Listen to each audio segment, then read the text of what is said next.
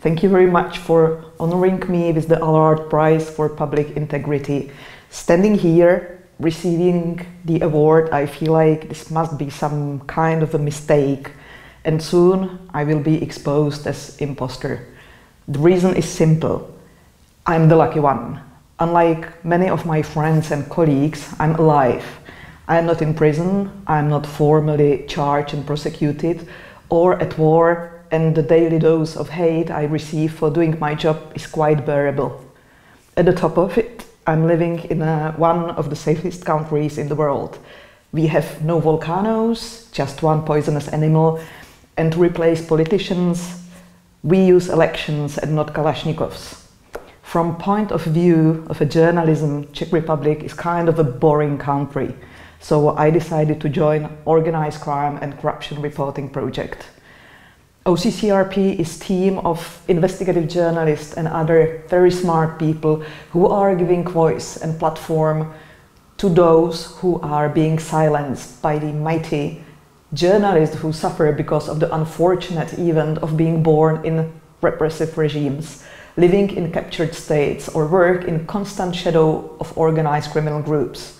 I deeply respect and admire my colleagues in countries such as Mexico, Russia, Ukraine, Serbia, Azerbaijan, and many, many more. I don't need to go that far away from my home country to witness the anatomy of evil. In Slovakia, in 2018, investigative journalist Jan Kuciak and his fiancée Martina Kušnírová were murdered at their home. We as a journalist teamed up and managed to describe and explain to society what and why happened and what kind of political and justice systems enabled the murder to happen. People went to the streets and the old system collapsed. But after elections, new party replaced the old system with something similarly choking: hostility.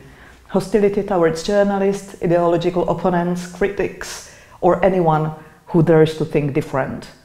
This hostility helped to generate the very first Slovak homegrown terrorist, a 19-year-old boy who wrote his manifesto and then went and killed two people in a gay bar. It happened only a week ago. We as a journalist have only very limited ability to change the world. We equip people with the information and then hope for the best. Sometimes, as in case of Jano Kuciak, it works up to a certain point.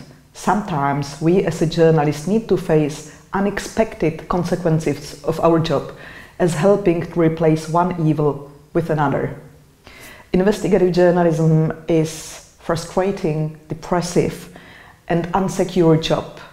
And this is why I rely on my colleagues and people like you who are attending tonight's event, that in case I will lose my voice, someone will be there for me, still living in a safe country, and will provide me with one.